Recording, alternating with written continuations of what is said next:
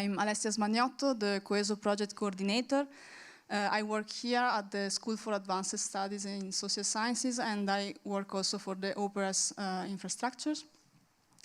And we are all together now for a discussion panel on the matter of what does it take to make citizen science grow. And we will provide examples and models of experience from the panelists that are in front of me right now, and that I invite to present themselves quickly.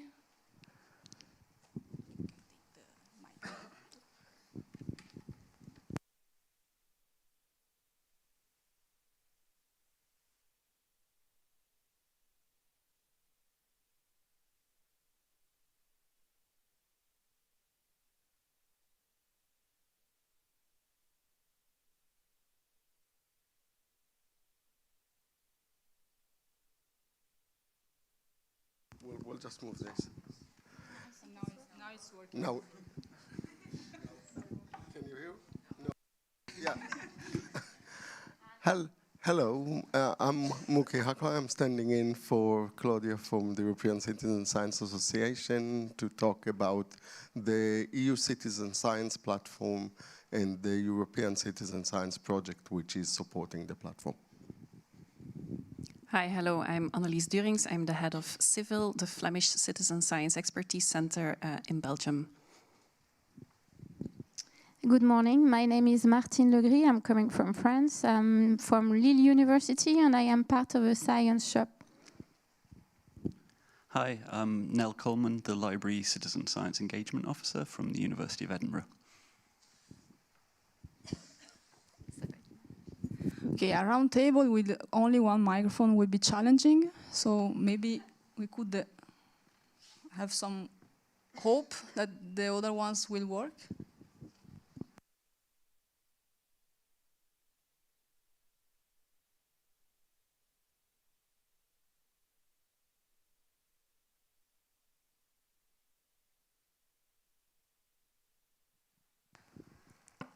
Okay, we will try to manage without, but as soon as we can have the other two mic would be helpful. No. So the idea of this round table is really to introduce some specific topic that are a main concern for our four panelists. One. Okay, thank you. And going through this topic, we hope to spark a conversation among yourself in the following session, in the following days. We then prepare this round table beforehand, so we speak all together. So we are going to introduce the discussion we had together. So, for example, for Nell, we discussed about the importance of small-scale, high-intensity collaboration in the service you work for. So, if you can introduce a bit how you deal with that and why it is so important. Yeah, it seems to be working. Yeah, great. Yeah, so the reason I went with that one. No, still not working. How about now? Sorry. So yeah, the reason we went for this one is when we talk about growth, we're often, in citizen science, we're often talking about very large-scale projects. We're talking thousands of participants, if we can, and all these big-scale projects. But what we've had at the University of Edinburgh are large numbers of very small-scale projects. And when I say small-scale, I mean really small. These could be very low funding, low participant numbers, but really high levels of participation, where they're kind of every stage, extreme citizen science is often used. Their service support tends to be overlooked. They struggle with getting support for this kind of research. So firstly, I wanted to flag that. And secondly, just to discuss perhaps how we can support them, what we can do to ensure that they keep growing, because the benefits of those are actually quite great, especially when we're talking about the growth of citizen science, because they're low funded, but that also means they're low investment. They're easy to do. They might be short term, they might not be big publications at the end, but they kind of spread the word from a grassroots level. So the two aspects of that is promoting the recognition and the value of it. And secondly, looking at how the services that we already have, that already exist at every level, the local, the national, the international, can be generalized and support them without much effort. And when I say small-scale services and small-scale benefits, I mean things like room bookings. Larger scale projects with a lot of money can book out conference venues. But if you're running a very small, tight budget, high participation project, having a room to do it in is actually quite important. So yeah, that's kind of the area I think is worth discussing for me. So I'll just hand over now. Yeah, thank you. And so the game is now that each one of them will react on this topic. But first, I would like Nell, because I understood that your service is focused particularly also in helping social science and humanities, or I did it wrong? No, we support across the board. So, for example, a recent, what I'd consider to be a small-scale project in terms of funding came from the medical school. And this was to do with bloodborne diseases, bloodborne viruses such as HIV and AIDS, and reaching marginalized communities and getting the messaging across to them. So with them, they wanted to start a network of people who were from these communities who'd been particularly excluded from medical treatment. They didn't have much money, so we hosted them. We got out a bunch of heritage archival material from the health services looking at messaging and AIDS from the 1980s onwards, and had a group of just 11 participants come in as a first step for them to feel comfortable in the university as a first step. And then larger scale projects they'll feel more comfortable working with. And they produced an artwork, but also discussed with researchers how they think that messaging should work. So high participation, low level, very short term, and it was quite successful. So yeah, then that was from the medical school, completely unrelated to the humanities and social sciences, but there's interdisciplinarity there. So yeah, across the board. Thank you. So what happens in the other services to support small scale? As a researcher, I also think that small-scale projects are really important. It's part of community-based research, but it's also part of something we are keen on is participatory action research. So some of you may already know that. And the idea is that you grow with the living people. So if there are only, let's say, 10 people concerned by an issue, it's worth working on it. It's not a question of number, it's a question of issues and how we handle the issues and how we make sure that we are really reaching the expectations of the people we are working with. So I think small-scale projects are completely okay.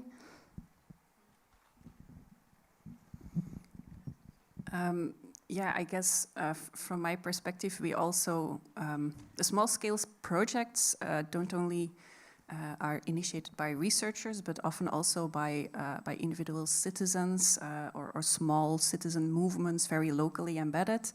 And from our organization, we feel difficulties in reaching them. So last year and this year, we did a few sessions, for example, with libraries or people from cities and municipalities to be the intermediary to reach the people. So we help the cities and the municipalities and the libraries in knowing what citizen science is and what kind of support these small-scale initiatives might need. And then they know the people in their streets, in their neighborhoods. They come to the library. They are active in the municipality to point at some issue that they want to do a project about. And this way we try to help them even if we can't reach them easily ourselves.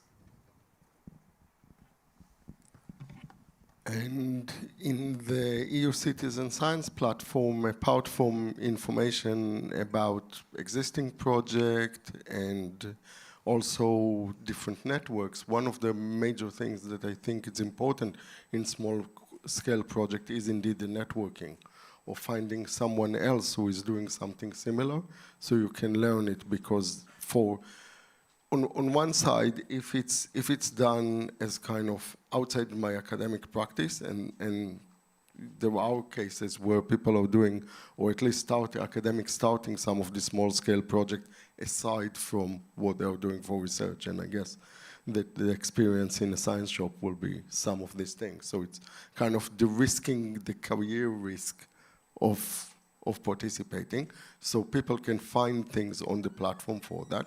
But there is also a whole area of training and other information and resources that people can find. And I think that one thing that it will be valuable if we'll start having more and more resources that are coming out of small-scale projects and are demonstrating that those things are legitimate and should be supported.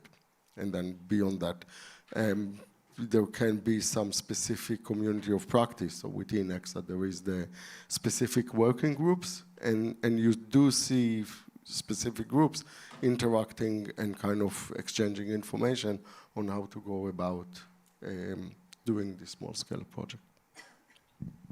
Oh, thank you. And Muki, so then this way you started describing a bit more what is the service of the EU-Citizen.Science platform. So I think it is worth having a little description from each one of us. So what is your service or support office about?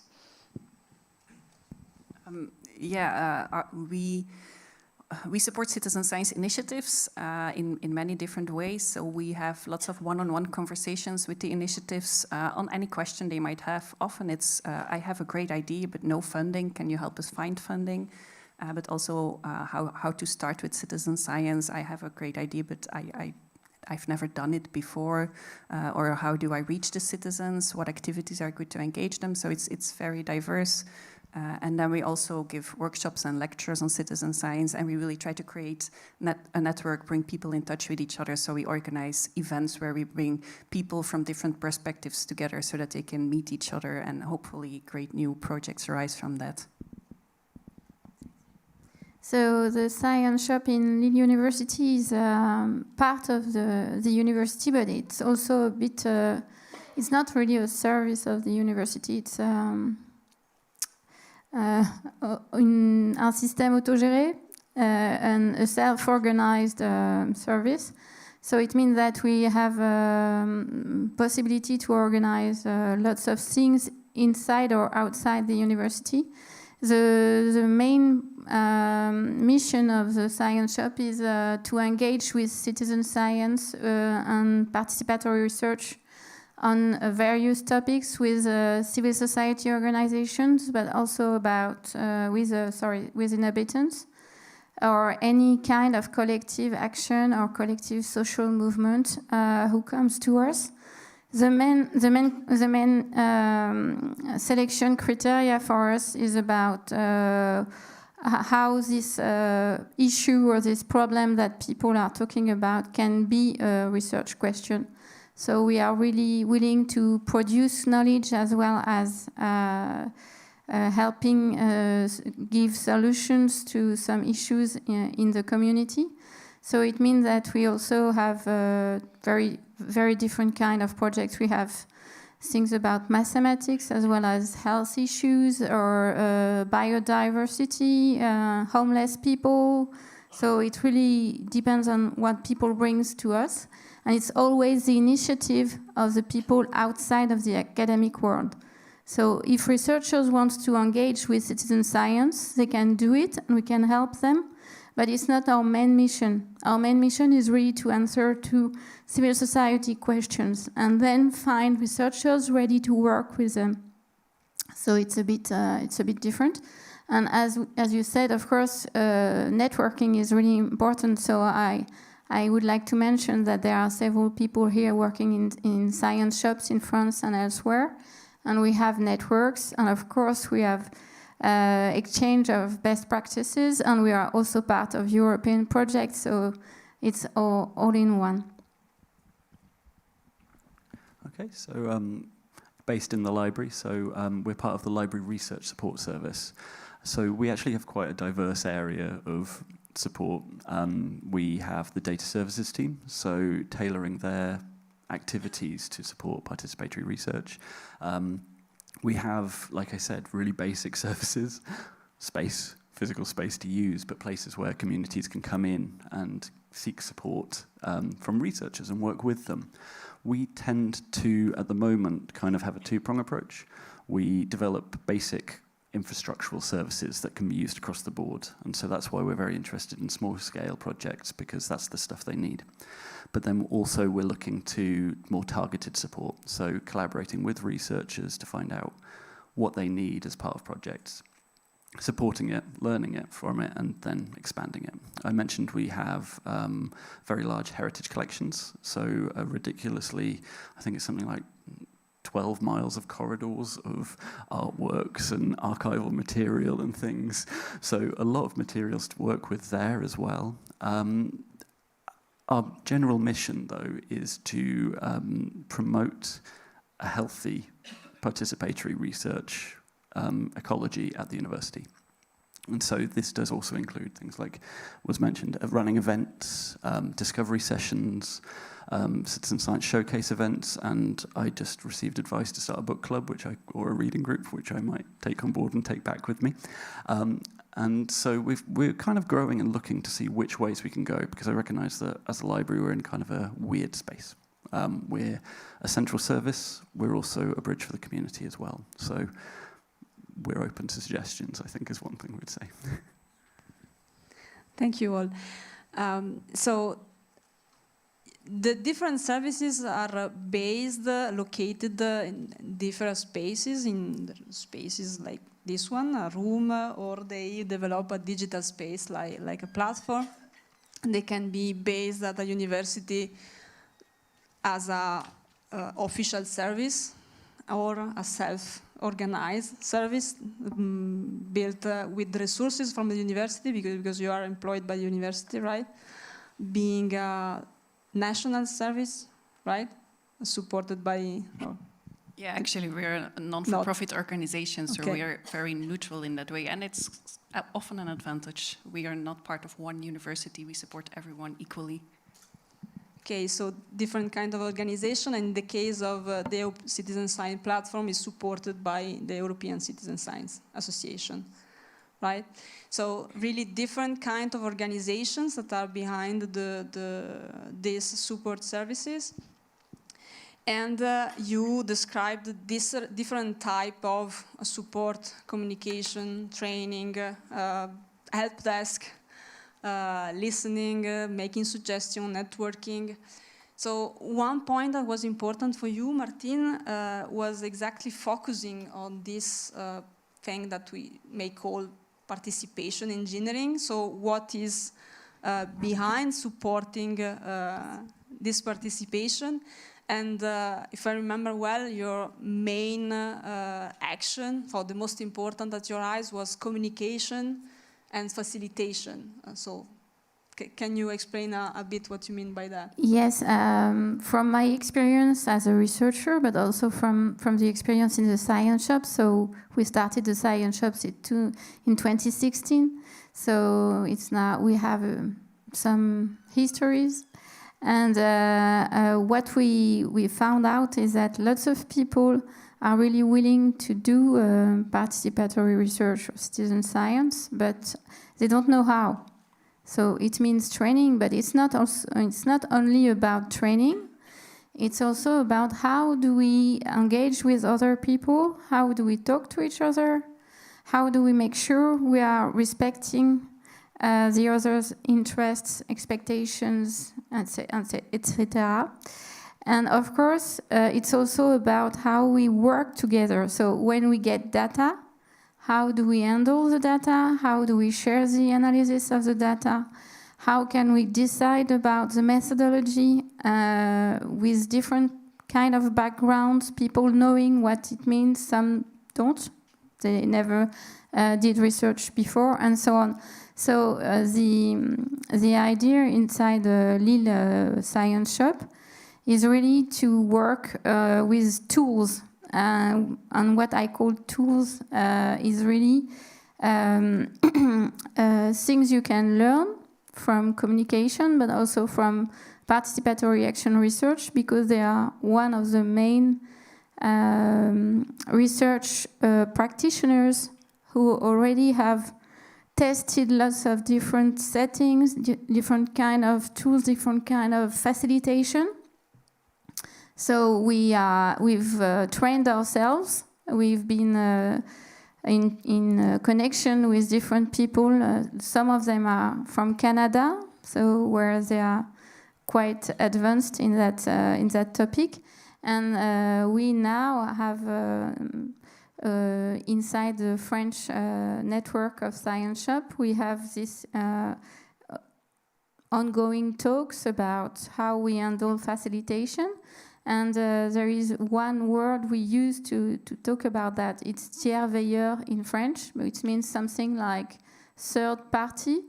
So it's the idea that inside those groups who are trying to produce knowledge and give people solutions, you need a kind of third party who can handle the communication matters, but also the rules, the ethics, of course, of the team, and what they decide to do together. So it's what we do in the Science Shop. So we have the researchers, we have the students, we have the people at the initiative of the research project, and our role as Science Shop members are to make sure that the facilitation is okay and that we are really collaborating and that there is no one going out. And of course the main issue is when people get the data. Usually researchers are more comfortable with the data, so they handle it very easily and they leave the others behind. And we have to make really sure that that does not happen too much, or if that happens, it's really okay with the other people inside the project team. So that's one of the main difficulty we face. And the other one is, of course, when you go to publication, when you want to publish the results, talk about the results, and so on. Once again, researchers and students are keen on doing it, and sometimes it's difficult to get something that's really co-created. And you know that writing with different people, even when you are a researcher, it's difficult. We also have the question of interdisciplinarity, which means that you have different kind of knowledge inside the research project, so it's quite complicated and complex to explain it to people who are only here to understand what was produced by the project. So it's another step where we have to be very careful and make sure that everybody is okay with the way the results are presented, the communication are done in any kind of settings, and we organize several events at the end of the project to make sure that the results are accessible, are readable, are easy to understand, and that can be used by other people in the same kind of situations, so that what we've done once can be used in other contexts or in other regions. Thank you, Martine. Some of the others want to add how they handle either supporting communication for the project you accompany or facilitating them during the process. Yeah, one thing that came to mind for me was that we get lots of questions and comments on communicating and how to interact with the citizens or with other stakeholders in a project. And one comment we always get from the researchers then is that they totally underestimated the amount of time that is needed for that, how many questions they would receive from the citizens, and they talk about it in a very enthusiastic manner, because I think for all of them it's been a great experience and they learned a lot from it, but it takes up so much of their time, time that was not foreseen in budgets for projects, or time that they cannot spend writing publications, and it's publications in the end that are important for their careers. So that makes it a bit of a great experience, but for some also something they say, I don't know if I will do it again, because it might be bad for my academic career. This interaction with the citizens that is so great but so intense. Okay. And in this case, your facilitation is try to explain them that it's all normal, or? Yeah, well, that's post factum. We say that we heard it a lot. What we do with this input is if people come to us at the very beginning and they're still in the proposal writing stage, or at the beginning of planning their project, we advise them, like, the amount you think you need for your communication, you need to at least double it. Whatever it was, double it, and it will still not be enough, but just be aware that this will be a big portion of the work, bigger than you can imagine, especially if you've never done it before. So we try to warn them a bit for it, with the enthusiastic side note that it's a great experience, but you just need time for it, otherwise it just becomes stressful. So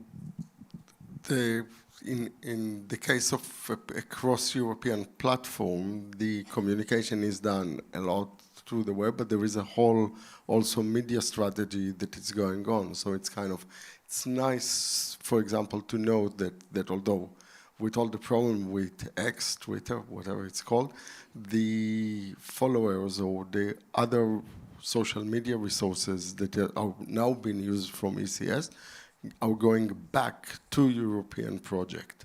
You can actually trace them to the DTOS project, where it was starting to build up the community around it, and ECSA itself. So ECSA is using multiple media ways of helping different projects to promote it. And one interesting thing that is happening as a way to support at the level of European project is that there are multiple European projects where ECSA is the communication partner to interact with the members of the public. So, and that's also work in different scales.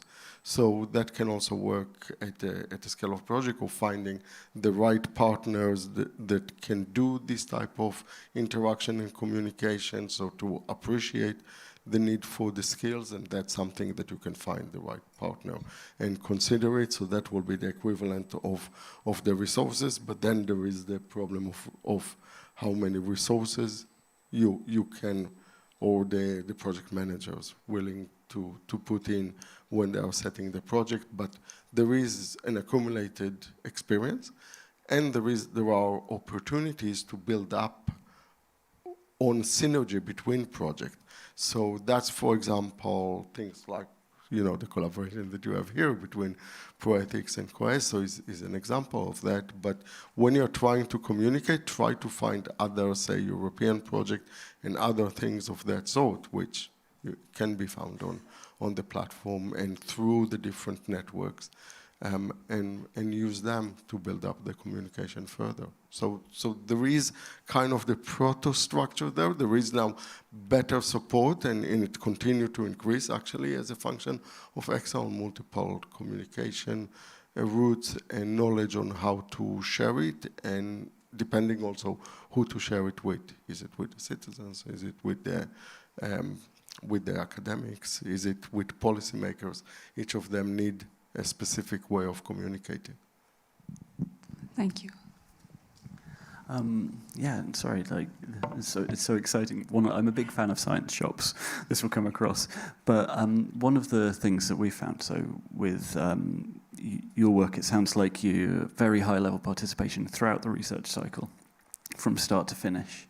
And so the same challenges that you've mentioned of things like training to deal with data and publication and dissemination, they crop up as well, but for projects which aren't following the high-level participation throughout the whole thing. So some of the things we're looking at is how we can address it. So for example, if a project just wants participants to be involved at the interpretation stage, and look at the analysis of the data or just at the dissemination stage, how can we still make sure that there's something healthy going on there? So, for example, one of the things we're working on with the UKRI at the moment is kind of community reads. So while they might not be involved in terms of publishing the actual paper that goes to a journal, the ideal situation is that the community involved in the research project produces something that's useful for them with the researcher, and that's built into the project from the start.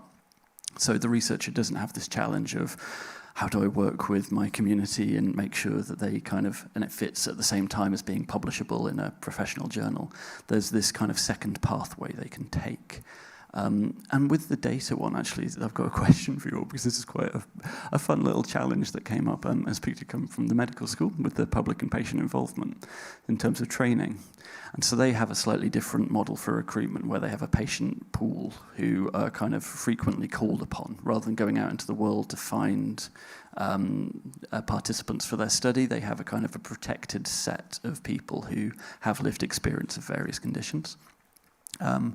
And we consider that to be participatory research. I know some people, there's boundaries in there, but we think it's, you know, essentially the same thing. One of the things they've said is, oh yeah, but they're now expert researchers. They've been trained too much. They're now basically just researchers, and so their lived experience is becoming less lived and more just a researcher. And I'm wondering if this has ever come up with science shops for you, or whether this is something that the science shop or other areas you find in Mule, is it unique to PPI, or is it something that comes up elsewhere? Well, we didn't have that exactly in the same way, because we always changed projects, so we changed people, and the middle range duration of a project in a science shop is 6 months, so it's very short. So it does not happen in that way. But you're right, we are asking for a second publication, which is very short and very easy to read, or we are doing videos, or we are doing animated pictures, stories, storytelling, and so on. So we open the ground to a very different kind of communication. Just on the area, I've heard the same things, and it's the wrong perception. It's kind of assuming that you have, like, the problem with this point that I also heard from medical researchers is the assumption that they got an untainted patient to involve, or that they are sampling from the population. Actually, they need to accept that the patient is becoming more expert in the area and become a collaborator, and you can start talking with them even before you know, not after you've done the project, but earlier stages. And it is a challenge, but that's a challenge across it, so again, pulling it into our area. So one of the things in the ECS project is indeed to reach out to the researcher community and try to sort of, it's funny to do a deficit model on the academic community, but the truth is that there is a deficit model within the academic community on how to approach and how to deal and how to conceive and how to frame and what kind of things are happening within participatory project. When you check the perception of scientists about participatory activity, lots of time they are wrong. So therefore, they've got a deficit model, and maybe if we'll teach them, it will fail. We know that it doesn't work with the other deficit models, so we'll need different method. But that's basically an issue. Yeah, to follow on that, I think I agree entirely. It's this weird perception that comes with participatory research that it's almost like the successes are often seen as failures. And so this is one of them, where it's like, oh no, the participants are too skilled. And it's the game of then how do we change that perception and how do we shift that? And that's a big challenge. And I think it's contextual, because here we have it. PPI has a specific set of challenges and perceptions. Social sciences have different ones, so yeah. Okay, so another topic was coming on the side of Muki, so it was the diversity of stakeholders, so how we pay attention to this diversity. Now almost willing to say how you deal with this diversity of stakeholders as the conversation is going now. Yeah, so starting again from the work of ECSA, and that's really interesting comparing ECSA to the experience, say, of the Citizen-Science Association in the States or Australia. Kind of, it took very long time for the American version to kind of start accepting aspects of Spanish and other languages that have been spoken, because it's assumed that English is working everywhere. From the start with ECSA, there was a lot of awareness about the need to think in different languages and different culture, going back into 2009 or even earlier. So that's a project from the University of Edinburgh. Now, Jonathan Silvertown, who then was in the Open University, was doing a mega lab on evolution, trying to get across the whole, it was a Darwin year, and he was trying to do data collection on snails across Europe. And very quickly it turned out that you can't just tell, even though it's just garden snail, you can't just ask it. You need in each place, not just to translate the instruction sheets and the other things, you need to recruit researchers in the area who are familiar with the local culture, who are familiar with volunteering activities, and all the rest of it. And this issue is kind of creating a fascinating diversity within the European landscape because of the different cultural practices. And that come across also in platforming, in activities. So yes, a lot of activity of ECSA are done in English as a scientific language, but there is a lot of support, for example, for national association, knowing that, for example, there will be project on the Austrian platform that will never come across. We want to share them, and we want to share them in Austrian German. In the right way, so they can be seen and can be learned. Or there is a lot of also paying attention to needs of different places. So for example, some places who don't have a platform would want to use a pan-European platform, but use it in their own language so someone can find it in the way. So for example, the learning part of the EU-Citizen.Science platform already got few courses in languages other than English as a way to address it. And then you go further down and kind of thinking about also diversity in terms of the organizational structure.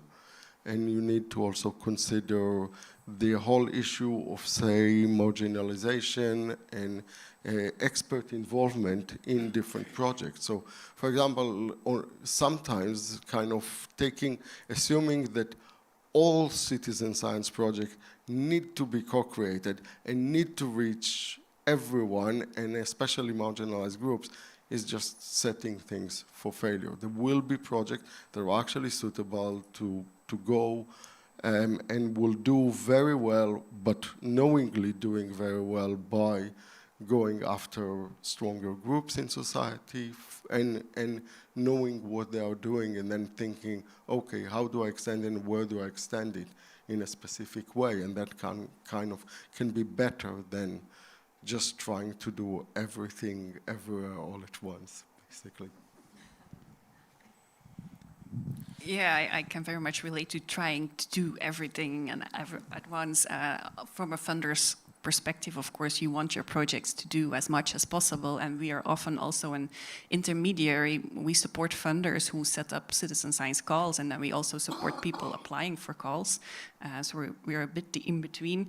And then the funders say, yeah, we want to set up a new call on citizen science and food, and it needs to mobilize like thousands of people, and it needs to be very inclusive and include a lot of marginalized groups, and it has to do also something with education and preferably STEM, and the list becomes so long, and then we ask, yeah, what's important? Oh, but it's all important, but it's, and then the budget doesn't meet all the requirements. Of course, if you want to work with marginalized groups, then you have to tailor your project to it very much, and you work almost on an individual basis or with a small group of people very intensely, and it's so different from putting something in the newspaper and engaging 20,000 people that were already interested in science or in your topic, and it's just not possible to do all of that in one project, or maybe the project needs to be huge and with a huge budget and with all kinds of sub-projects. But this realism is something to keep in mind, both from people writing proposals and setting up the projects, to just keep in mind how much work all these different aspects take, as from the funder's perspective, that you just can't demand all these things in one project, that it's not realistic. Nel, Martine, do you want to add something on the diversity of, how you deal with the diversity of stakeholders that may need your support? It's not so difficult because, as I said, people are coming to us. So we don't have the same kind of problem. We already know they are interested in what they are going to do. So it's the opposite view. The people we have to convince is the researcher. Usually students are really excited about helping people and producing knowledge that can be actionable. But for researchers, as you said, it's very time consuming. And well, you know that we have less and less time for research, and more bureaucracy and administration and so on. So they usually are a bit afraid of what is expected from them. And it's not their subject. It's the subject of somebody else's. So it's very, very different. But usually we always find researchers ready to work with us inside Science Shop. But it's the opposite view. We have people that are already concerned and willing to do the research, and it's more about finding the researchers to support the initiative. I think for us, I think I'd just echo what came from the other end, which is targeting. Don't try and squeeze diversity in at any stage. We encourage researchers to think about why they are trying to reach a certain group. And if they're doing that, to think about how they can adjust, because often it is incompatible with their general approach. If you want to reach a certain community, you can't reach another one. Like, you can't get everything in there. The other thing, I think, is, again, thinking about the really practical ground level things, is when we're talking about what it is that makes a research project inclusive. For example, are we talking about language? Are we talking about the technological access? Edinburgh has large amounts of socioeconomic disparity, so a lot of the projects are working within the city, and parts of the city, like, you cannot expect people to have access to the technology. So one thing we're trying to do as kind of the library's neutral space is to provide access to that technology so these projects can go ahead. So if it is a digital project, if it is online, well, what can we do about facilitating that access? But when it comes to actually choosing and designing the research project, I think, yeah, as you said, both of you, make sure that you're thinking about why you're doing it, because it's just as good to have a narrower selection rather than try and capture everything. Thank you. In our previous discussion, I will totally change now the focus. And in the previous discussion that we had before this roundtable, we talked about the place of social science and humanities as participating in participatory project. And Annelies, you were struggling to find examples. So maybe this is a common case, but why we should have more and maybe build a collective effort to collect more examples on social science and humanities, citizen science? Yeah, well, before I started working at Scivil, I was a funding advisor for the Social Sciences and Humanities group at KU Leuven for 2 years. Before that, I come from exact sciences, so I have a bit of every field. But then I started working at Scivil, and I started to get to know the world of citizen science, and I was very curious, of course, what citizen science could be within the world of social sciences, especially and humanities. And one of the first things that I did at Scivil was support the Flemish government in the analysis of a funding call that they had just finished. And they received up to, I think it were 53 proposals, and there were a few from social sciences and humanities in there, but none of them got funded. And then I started wondering why, and I went through the review reports, and the reviewers, the main arguments were, this isn't really citizen science, this is more like your regular way of doing research with people. And so then I thought, yeah, maybe what is citizen science? We can discuss endlessly about it, but in a funding call, it's important to have this straight and to set up your boundaries. If it was a citizen science call only for biodiversity and air quality, then they should have stated it immediately in that way, so that people knew it. It was intended as a very broad call for all kind of disciplines, but then the reviewers you put on it, they just have in mind, yeah, we have lots of big crowdsourcing projects in Flanders on air quality, for example. And if you start with that perspective and that's citizen science, and then you think that all the other things are not citizen science, but that's just too bad. So that's why I think we need more good examples from the social sciences and humanities to show that citizen science is much more than air quality or biodiversity monitoring. And yeah, it starts with the examples and the stories. Lots of people also come to us for advice like, yeah, I want to do something around this topic, and it needs to be like Curieuze Neuzen. It was our biggest, most famous project in Flanders, and everyone just thinks, if I do a big crowdsourcing project, then all my problems will be solved. It will be immediately on the political agenda, and things will change, and you just pop a Curieuze Neuzen kind of project out of your head. It looks easy, but of course there's lots of work in it. Yeah, so it's about broadening the minds of the people around what citizen science is, much more than these crowdsourcing things.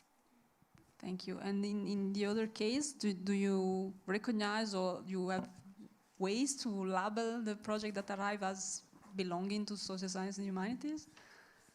Yeah, so I think one thing I would say, though, is kind of a clarification, is when we're listing citizen science, when we're undertaking this kind of attempt to kind of showing off the diversity of it, is who are we listing it for? Are we listing it for funders? So funders start to recognize that there's this other stuff that's essentially the same thing and is worthy of the same respect. Are we talking about researchers to encourage them to adopt different practices? Or are we talking about the communities? Because the way then it's not only how we talk, it's what we show them. Like what's going to excite one researcher isn't going to excite another. And so showcasing these citizen science projects, I agree. But I think it's a deeply strategic exercise in manipulation, essentially, of trying to figure out how we can communicate these things. And this is something that we're grappling with, because what we want, we're trying to do too much, I'll be honest. And so we're having to rethink, because we're doing these citizen science showcases, we're planning them for next year. And what we realized is that we wanted to showcase them to communities and researchers.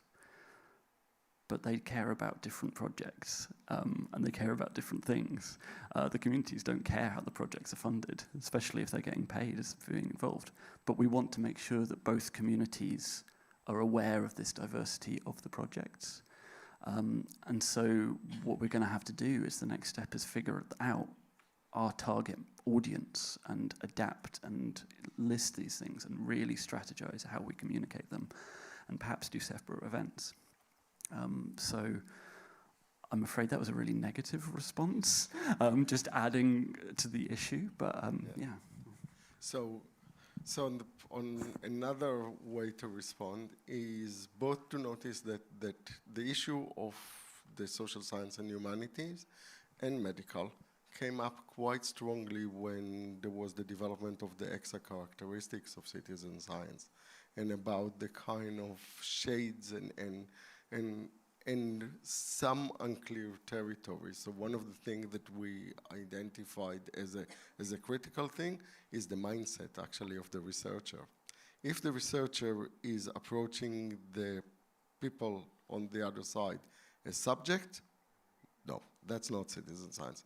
If we are approaching them as collaborators or as participants, you're starting to be on the right route. So that's one aspect. The next aspect is that the perception about citizen science, about kind of large-scale environmental project, is also influencing social science and people from the humanities who kind of saying, no, no, no, I'm not doing citizen science, I'm in the digital humanities. Like, that's completely different. I do crowdsourcing, but that's different from the citizen science, or in social science also having this thing. And one of the effort of letting social scientists pay attention is that one of the great things about the recognition of the term, at least in the European landscape, mean that it's opened up the door for funding. And yes, you can continue and call your activity whatever it is, participatory mapping, participatory action research, whatever it is that you like to call it. But if you use this magic word, citizen science, and kind of notice, you know, and you'll use instrument, like the characteristics of citizen science were created as an instrument that researchers can use to say, look, I'm matching all that, and therefore I'm citizen science, and that opened for them the door to join in. So there is also kind of pay attention that you have an opportunity here, and actually people need you, and you have instrument at your disposal to both say, if we're taking the European funding landscape, there is a lot of interest from the Commission to continue and see social science and humanities integrated into project, and it gives advantage for a project to include it. And there is, you know, after a lot of work by multiple people, the citizen science within the Horizon Europe regulation. Use both of them, and you are increasing your chances that you do what you want to do. And after you get the funding, you'll continue to call it participatory action research. Nobody will kind of get angry at you for that. So it's like something like saying you can write or speak Globish to have your research grant, and then you implement your project in Spanish, Italian, in your own language. It's something like that? Yeah, in the end of the day, you do that, and you will talk with your peers in the right way. So the people now in medical research who are using it and kind of getting funding from citizen science continue to refer to the literature as PPI and other things, because that's their reference point. And it should be the same things. Like it shouldn't be that people will stop using digital humanities. That's their community, and that's the terminology within the field. The beauty of citizen science is the diversity of disciplines and the interaction between disciplines. Also, it's kind of worth pointing that people who are kind of insisting on staying in their corner are also missing a trick by not learning from best practices from another place. Because, again, between some of the very participatory end of PPI and participatory action research, there isn't much difference, and you can learn from the methodology when what your research look like when you have the funding of the medics, which is usually bigger than the social scientists. So that kind of things, I think, can be learned, but it's something to communicate and to reach out to people about it, and that's, yeah, I can see how scientific identities and other things are kind of making people feel that they don't want, and that it's cheating, you know, in the sense of their identities. So what I mean, and then I will leave the mic circulate to have some question from the audience. That in all the skills that we need to support for supporting and communicating about citizen science, we need also a kind of translation skills among disciplines, among methodologies, and so who takes care of supporting citizen science project?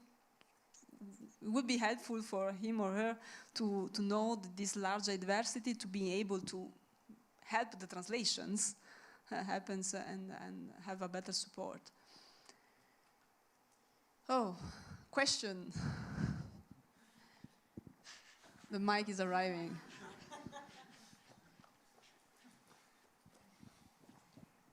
Maybe we can have 2 mics circulating if there is another person that can help with the mic. Thank you for this wonderful discussion. It was very inspiring. Thank you also, Muki, for pointing out this beauty of citizen science. And I just want to make a short comment here, because I've also been involved in studying this relationship with the social sciences and humanities and citizen science. I think we should not forget the historical aspects of that, because traditionally participatory research, also in the social sciences and humanities, were very much at the margins of these disciplines, right? And they had to struggle since whatever, the 1960s, right? To get this prestige and reward and recognition.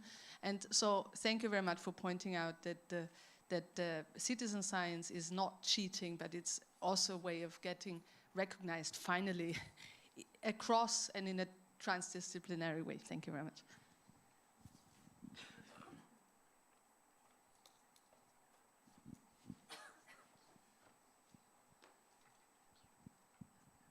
Hello everyone. Thank you so much for this really great session, really interesting. I'm Simone, I'm from the Plastic Pirates. We're internationally citizen science project. And so this topic is of course really close to my heart because it's our main purpose to grow and to make it available to everyone. So yes, all the points really spoke to me. 2 points was, we are in the process of actually developing also our best practice tips. So in the last 3 years of spreading the Plastic Pirates, what have we learned? On the one side, communication, a huge issue for us, opportunity. So for this part, is there any literature or anything that you could recommend to us that we can look into and to have our experiences, but also just use what's already out there? And the other point that we're also addressing is how to get researchers to recognize us and also maybe want to use the data that we produce on plastic pollution in European rivers, as well as our approach. So also with this, recommendations or your experiences would be very appreciated. Thank you.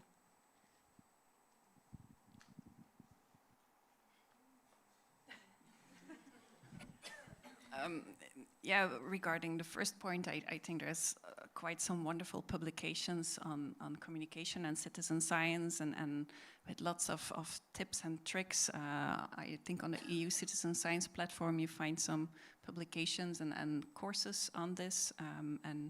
At Scivil, the first guide that we created was on communication and citizen engagement for citizen science, because that was by far the question we got most often.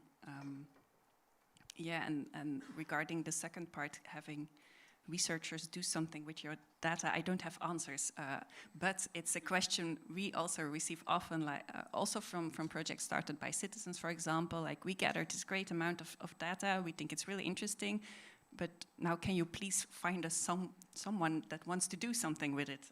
And I don't have answers, but it's a very relevant question. So one option which I've used in kind of, and we have a talk, so I'm now switching hat. I'm not Claudia, I'm Muki. So at the LPI we kind of worked a little bit on City Nature Challenge, and we got together with Coral Aid, as in Correlation Aid, which is kind of a group of data scientists who are volunteering for different activities. And we started sharing data and kind of just exploring what is possible to do with the data.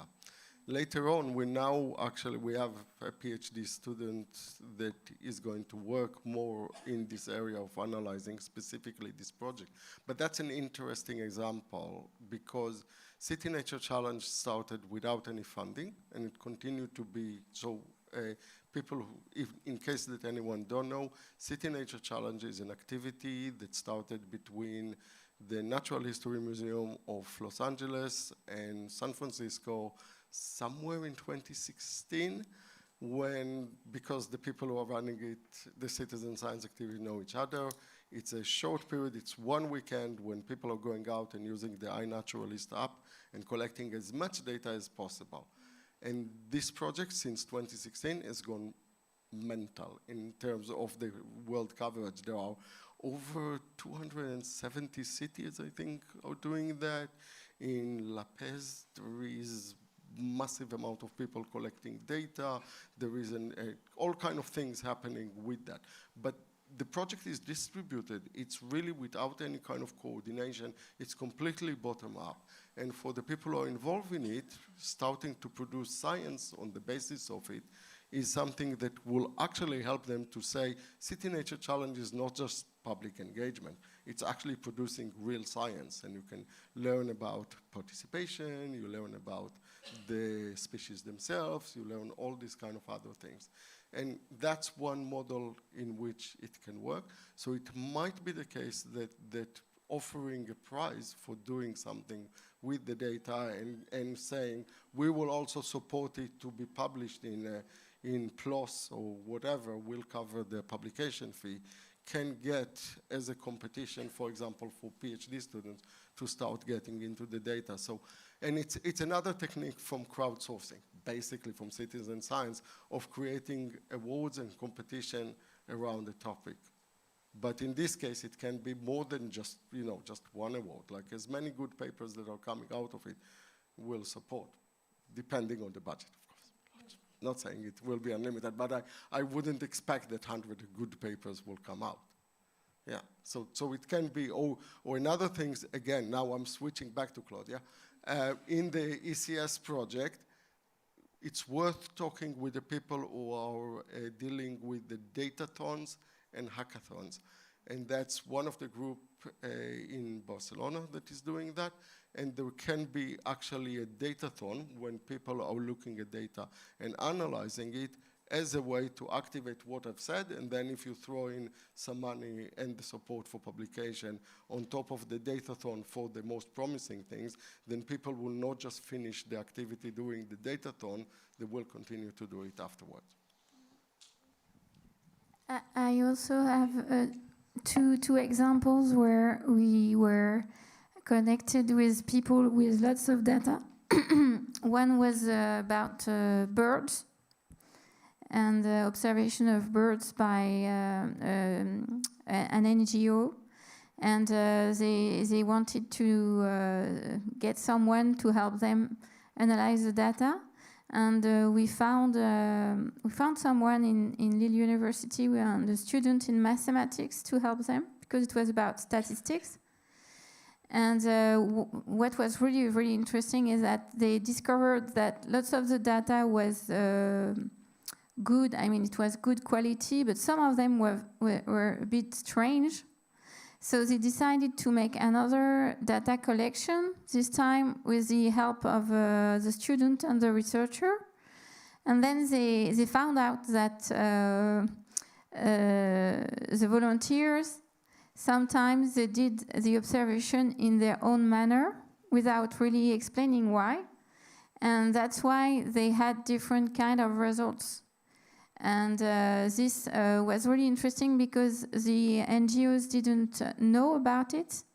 And also they discovered that they had to train more the volunteers. And another example is people working on water quality.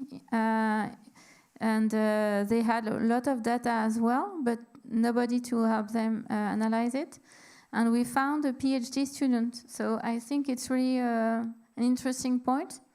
PhD student can really be helpful and interested in analyzing already existing data. Okay, thank you. I think there is at least 1, 2 questions, 3. Oh. Okay, let's spark a conversation then.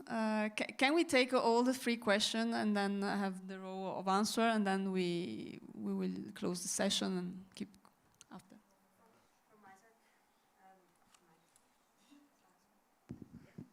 So from my side, it's not actually a question. I just wanted to respond as well to this question of How can we make our data recognized by policy? And I think on the policy level, we can be very strategic about, for instance, with new EU directives that, on the topic of environmental data, make environmental agencies, national ones, responsible for collecting data on a large scale that they cannot do. They don't have the infrastructures to do that. And then we have citizen science initiatives that can jump in and provide actually a valuable service to environmental agencies. This can also be a place where we not just make our data useful, but can also then make it sustainable, get funding for our initiatives on a longer term scale. So there's a nice space for collaboration also on a policy level. We provide very valuable services, so to say. Thank you. Thank you for your contributions. I thought they were super interesting and very precise, which I think is good. I was wondering if any of you have any experience with or thoughts on the notion of authorship and the allocation of credit. Yeah, so crediting people for the work they do also in the papers and whatever other materials are published. Thank you. Sorry, thank you. No, I actually have two questions. So, no, one is building up on what Annelies was saying, because research assessment is crucial. And this is evidence, what you said. So if researchers are worried that they're just awarded for the publication, but they have a citizen science project running, so wasting, which is not wasting, their time. So do you know that there is this initiative at European level which is called COARA, the Coalition for Advancing Research Assessment? So I think as you are a lively community, why don't you try to suggest a working group on how to reward citizen science practices? Because, you know, COARA is asking for working groups, so that could be a good, I would say, place to make your voice heard. And the second one is for the University of Lille. As you are dealing with a lot of projects, and you also mentioned data management, do you have data stewards? Do you have people supporting you in making your data fair, which is, again, a huge trend, you know, at European level, so being also onboarded on the European Open Science Cloud. So is there anything going, or should there be anything going on this side? Thank you.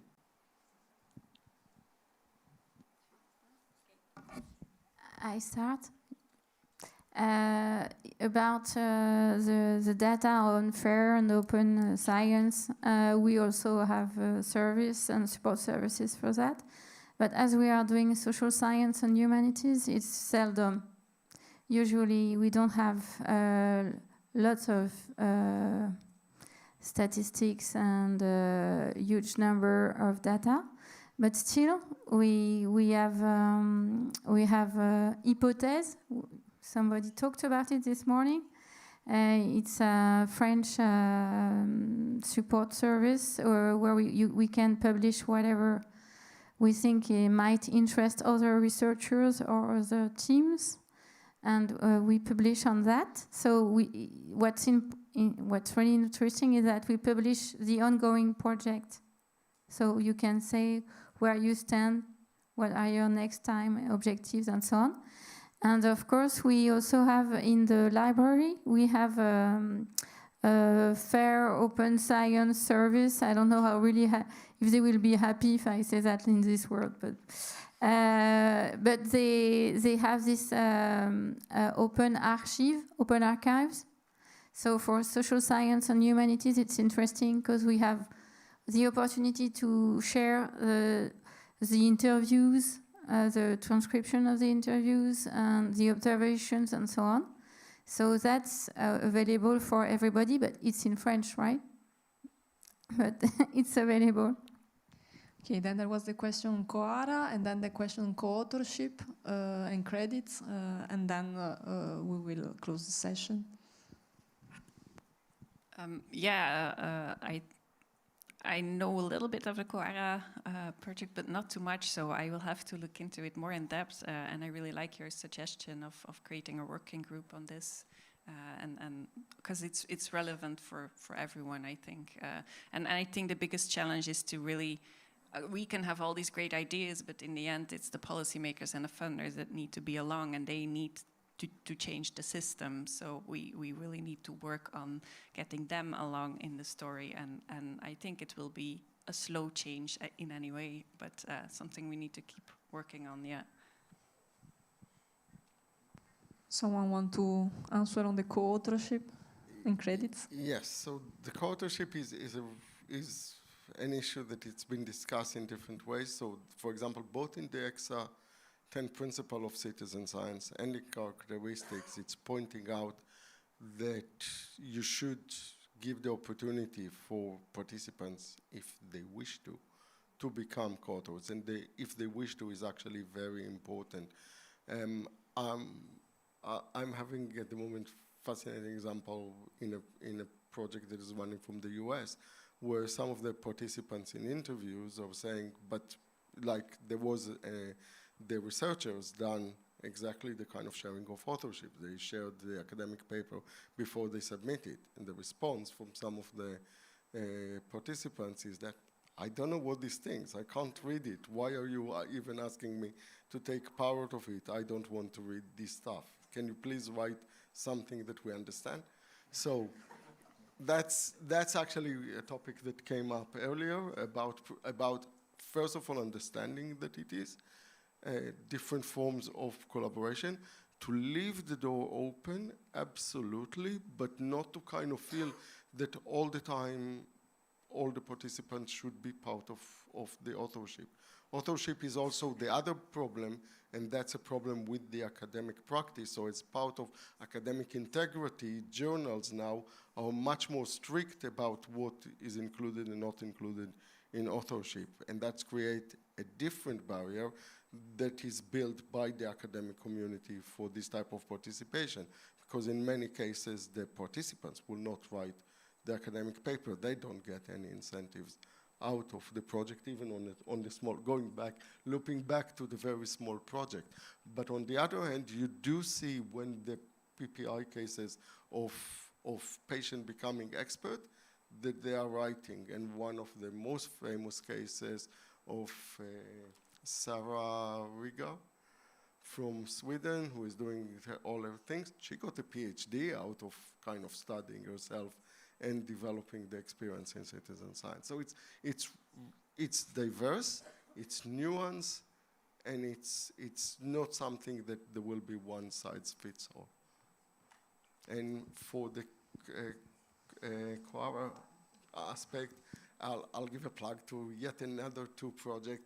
So Time for CS and Incentives are two projects that are looking at the organizational transformation in citizen science. We have some people here that are actually involved in Time for CS and doing the transformation in the institute. And part of it is actually looking at the progression and at the way that it's integrated into the different processes. So there is some things, but yes, it needs to be then integrated into this wider framework.